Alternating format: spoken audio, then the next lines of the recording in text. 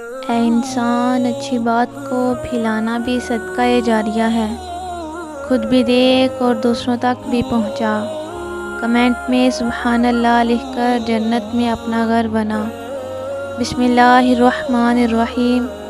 رسول اللہ صلی اللہ علیہ وسلم نے ارشاد فرمایا، علم میں خیانت کرنے والوں کی سزا کیا ہے؟ رسول اللہ صلی اللہ علیہ وسلم نے ارشاد فرمایا، حضرت ابو ہریرہ رضی اللہ عنہ فرماتے ہیں کہ نبی کریم صلی اللہ علیہ وسلم نے ارشاد فرمایا، جس سے کوئی علمی بات چھپی گئی جو اسے معلوم بھی تھی، پھر بھی اس نے چھپا لی، تو قیامت کے دن اس کو آگ کی لگام دی جائے گی۔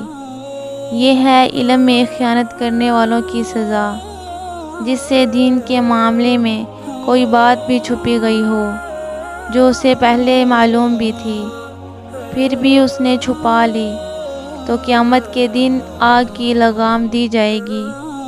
اگر یہ ویڈیو پسند آئے، لائک، شیئر اور سبسکرائب کر دیں۔ جزاک اللہ۔